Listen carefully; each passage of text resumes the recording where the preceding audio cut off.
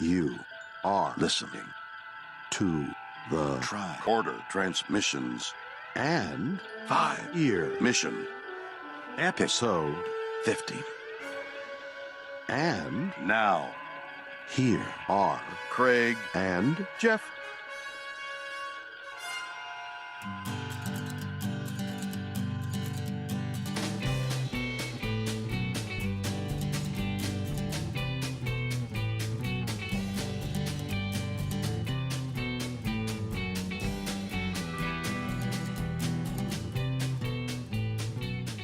This is episode 15 of What Are Little Songs Made Up.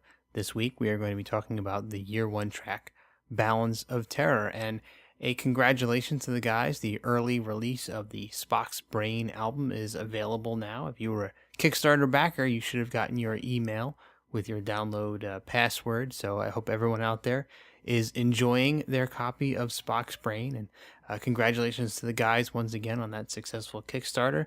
It's awesome to hear some new music. So here to talk about Balance of Terror are all 5 members of 5-Year Mission, starting with Chris. I think after having written the first 3 that we had Naked Time and Dagger and then Menagerie 2, I think this one I was just ready to do something a little different. And, the whole episode is supposed to be about meeting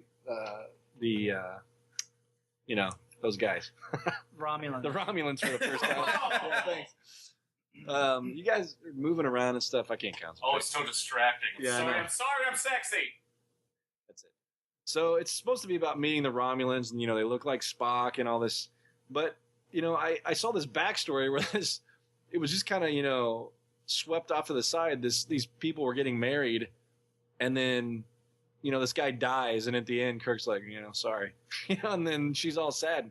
I just thought that was such a weird thing to have in there that they didn't really address, and I realized it was supposed to be kind of this, all this action is going on, and, down below decks you have these people, and they're just people.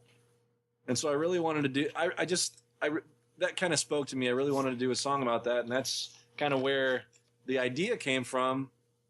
But then, I don't know, I guess kind of thought it would be funny because the Romulans just ruined their wedding day, in the worst possible way. If they hadn't come along, then they would have been happily married. Well, or so one would assume.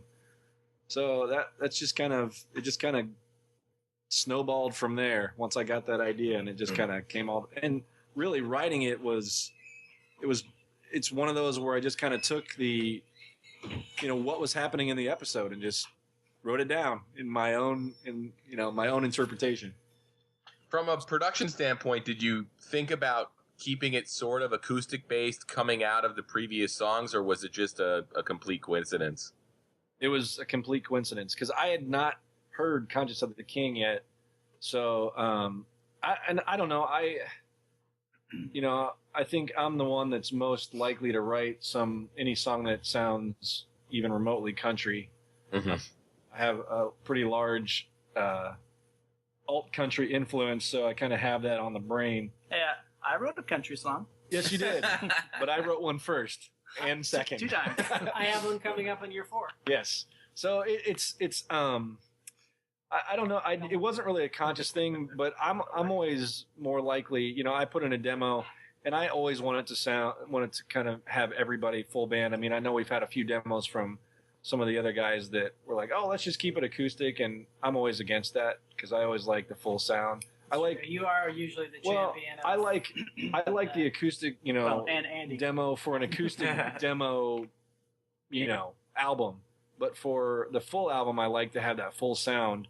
And so, I don't know. It wasn't really a conscious thing. It just kind of happened that way. Before Chris and Patrick had joined the band, and it was just me and Noah, I had actually written Balance of Terror. I didn't know that. Yeah. You don't remember that? No. It doesn't exist. It's not very. I don't. I think actually. I think Alex is the only one that has It's a only copy like of a it. minute long, I think. Yeah, it wasn't I finished. want to hear that. It wasn't a finished song, but I was working on a song for it, and I'm glad that Chris ended up writing it because the song I had was not very good. Well, you know what? I believe my first, in the demo, I didn't realize. I thought Angela Martine was Angela Martini. Martini, right? And so the demo actually has me calling her Angela Martini. I believe Robert Tomlinson and Angela Martini. I remember that. Yeah, and you guys were like, what? I really enjoyed working on this song, adding the little lead guitar punctuations in it, and doing the harmony vocal. It was a lot of fun. Yeah, sorry. Oh, I was just going to say that I think at some point it would be fun when we get to that point where we don't know what we're going to do next to go back and do songs for some of the episodes that we would have liked to have done that we didn't get to. This would probably be my choice because I really, really love this episode. Yeah, I'm really happy to have been able to do the episode because I really enjoy it too. And I think I get a lot of derision. I don't know how much of it is jokingly because it has that country feel, but I actually really like the way it turned out. And it is fun to play. I get to be a little more active on guitar than I usually am when playing and singing at the same time. So I really enjoy. I enjoy the song because it's kind of tongue in cheek with a serious bent, and it's just fun to play.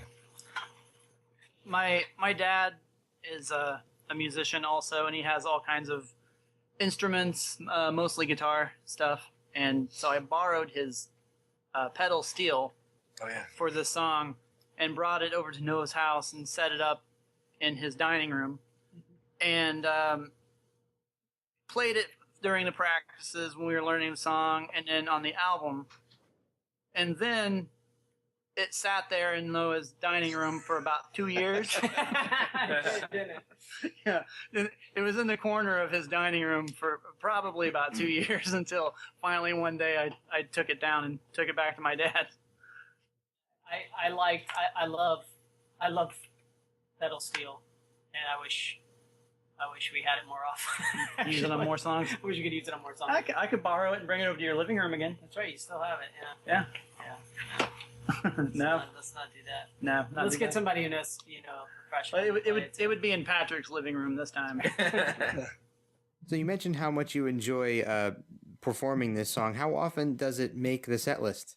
Hardly Yeah, very rarely. I think we've played it a total of like 4 times. Yeah, we haven't played it very often. It's kind of a weird one to pull off live. It is. Yeah, it is. It has. I think the times we've played it, it's kind of a mixed bag as far as the reception we get. I think people enjoy it, but it's not one of the favorites. And it's funny because I've had, several people tell me that they really like the song, but I don't know. It's one of those that just doesn't really come off live the way it does recorded, I think. So some songs just translate better than others. Yeah, it's fun for us to play, but we don't play it that often just because it doesn't get a great reception, I think. So if we ever have a 5-year mission themed party, the signature cocktail can be the Angela Martini. Yes. So any final thoughts from anybody on Balance of Terror? I stand by its country virtue. I'm not a fan of country really. Old well, country. I'm a big fan of alt country. I'm not a fan of the overproduced pop country, but I really like older, the older kind of stuff has Willie Nelson, Merle Haggard. Yeah, more pure roots. Cash. Right. Yeah, that kind of stuff. So, Thanks, Senior. so that's Senior. when I do something like that, I try to be I try to make it true to that kind of older style, and I don't know if I nailed it on this one or not, but I feel like it feels a little more, feels less produced and more, like we put it together in the basement like we did. It was Or in the living room. I wrote it in the basement. And that wraps it up for another episode of What Are Little Songs Made Of? Tune in next Wednesday, same time, for the final episode in the Year 1 series. We'll see you then.